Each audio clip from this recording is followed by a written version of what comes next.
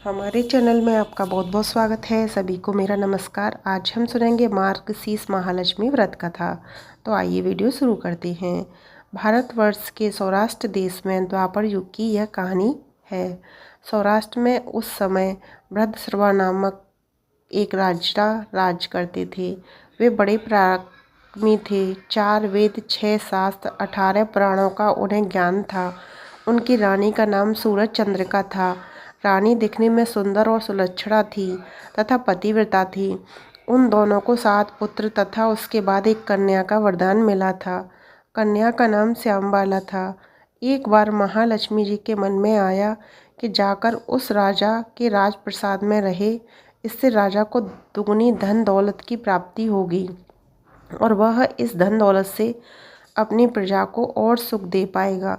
गरीब के घर अगर रहे और उसे धन दौलत प्राप्त हो तो वह स्वार्थी की तरह केवल अपने ऊपर ही खर्च करेगा। यह सोचकर श्री महालक्ष्मी जी ने बूढ़ी ब्राह्मण स्त्री का रूप धारण किया। हाथ में लाठी लिए लाठी के सहारे रानी के द्वार तक पहुंची। उन्होंने बूढ़ी औरत का रूप तो धारण किया था, पर उनके चेहरे पर देवी का तेज था। उन्हें देखते ही एक दासी सामने आई।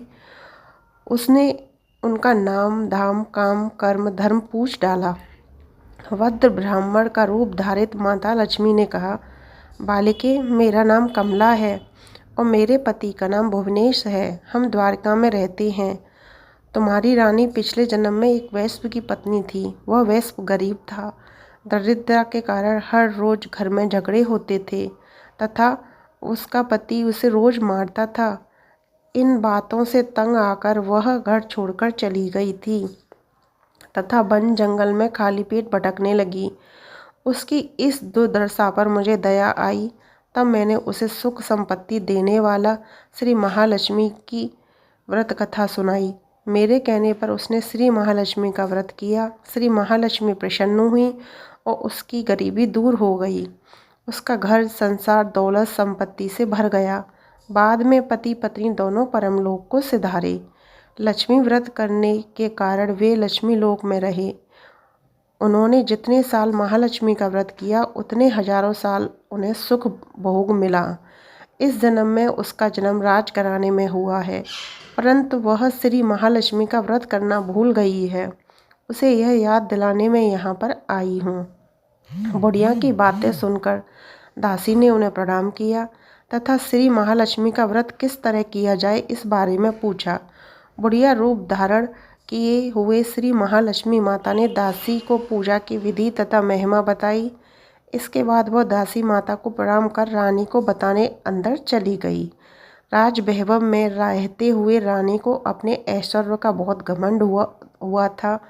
संपत्ति तथा अधिकार की वजह से वो उन्मत्त हो गई थी। दासी द्वारा बताई गई बुढ़िया की बातें सुनकर वह आग बबूला होकर राजद्वार पर आकर बुढ़िया रूपी श्री महालक्ष्मी पर बरस पड़ी। उसे यह मालूम नहीं था कि श्री महालक्ष्मी माता बुढ़िया का रूप धारण किए हुए द्वार तक आई हैं, परंतु रानी की इस कदर रुख बर्ताव तथा अपना अनादर देख माता ने वहाँ ठहरना ठीक न समझा। वे वहाँ से चल पड़ी। राह में उन्हें राजकुमारी श्यामबाला मिली। उन्होंने श्यामबाला को सारी बात बताई। श्यामबाला ने अपनी ओर से श्री महालक्ष्मी माता से क्षमा मांगी। माता को उस पर दया आई। उन्होंने श्यामबाला को श्री महालक्ष्मी व्रत के बारे में बताया। उस दिन अगहन मार्गशीर्ष माह का पहला गुरुवार था। श्यामबाला ने परम श्रद्धा से ही महालक्ष्मी का व्रत रखा। फलस्वरूप राजा सिद्धेश्वर के सुपुत्र मालाधर से उसका विवाह हुआ था। वह धन दौलत ऐश्वर्य वैभव से मालामाल हो गई। पति के साथ ससुराल में आनंद से दिन बीतने लगे। इधर श्री महालक्ष्मी रानी का प्रकोप हुआ। फलस्वरूप राजा भद्रश्रवा का राज एवं राज कारोबार नष्ट हो गया। यहाँ तक कि खाने के लाले पड़ गए। ऐसी हालत में एक दिन रानी ने राजा से निवेदन किया, हमारा दामाद इतना बड़ा राजा है, धनवान है, ऐश्वर्यशाली है, क्यों ना उसके पास जाया जाए, अपना हाल उसे बताएं, वह जरूर हमारी मदद करेगा। इस बात पर राजा भद्रश्रवा के दामाद के पास रवाना हो गए। राज्य में पहुंचकर एक तालाब के किनारे थोड़ी देर विश्राम लेने के लिए ठहरे। तालाब से पानी लेने आते जाते दासियों ने उन्हें देखा और उन्होंने विनम्रता से पूछताछ की। जब यह मालूम हुआ कि वे रानी श्यामबाला के पिता हैं तो दौड़ते हुए जाकर उन्होंने रानी को सारी बात बताई। रानी ने दासी के हाथ राज परिधान भेजकर बड़े ठाट से उनका स्वागत तथा आदर सत्कार किया, खान पान करवाया। जब वे लौटने लगे तो सोने की मोहरों से भरा घड़ा दिया। राजा व्रत सभा जब वापस लौटे तो उन्हें देखकर रानी सूरज चंद्रिका खुश हुई। उन्होंने सोने की मोहरों से भरे घड़े का मुंह खोल पर हाय भगवान, घड़े में धन के बदले कोयल मिले। यह सब श्री महालक्ष्मी के प्रकोप से हुआ। इस प्रकार दुर्दशा में और कई दिन बीत गए। इस बार रानी स्वयं अपनी कन्या के पास गई। वह दिन अगहन माह का अंतिम गुरुवार था। श्यामबाला ने श्री महालक्ष्मी का व्रत किया, पूजा की, अपनी माता से भी व्रत करवाया। इसके बाद रानी अपने घर आई। श्री महालक्ष्मी का व्रत रखने पर उसे फिर से राजपाट, धन दौलत, ऐश्वर्य प्राप्त हुआ। वह फिर से सुख शांति आनंद में जीवन व्यतीत करने लगी। कुछ दिनों बाद राजकन्या श्यामबाला अपने पिता के घर आई। उसे अपने घर देखकर सूरज चंद्रिका की पुरानी बातें याद आईं। यही कि श्यामबाला ने अपने पिता को घड़ा भर कोयला दिया था और उसे तो कुछ भी नहीं दिया था। इसी कारण श्यामबाला को पिता के घर आने पर उसका कोई आदर आदित्य का नहीं हुआ बल्कि अनादर हुआ। पर उसने इस बात का बुरा नहीं माना। अपने घर लौटते समय उसने पिता के घर से थोड़ा सा नमक ले लिया। अपने घर लौटने पर उसके पति ने पूछा, आपने मायके से क्या लाई हो? इस पर उसने जवाब दिया, वहाँ का सार लाई हूँ।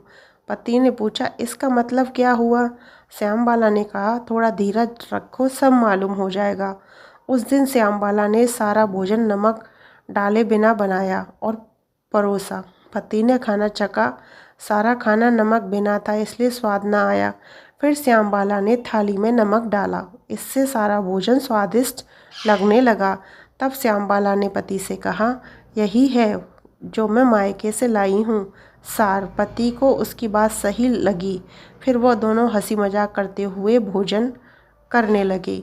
कहा गया है कि इस तरह कोई श्रद्धा भाव से श्री महालक्ष्मी की पूजा करे, उसे माता की कृपा प्राप्त होती है, सुख संपत्ति शांति प्राप्त होती है, सभी मनोकामनाएं पूरी होती हैं। परंतु यह सब प्राप्त होने पर माता की पूजा को भूलना नहीं चाहिए। हर गुरुवार को व्रत पाठ अवश्य करना चाहिए। श्री महालक्ष्मी की महिमा भक्तों की मनोकामना पूर्ण करती है।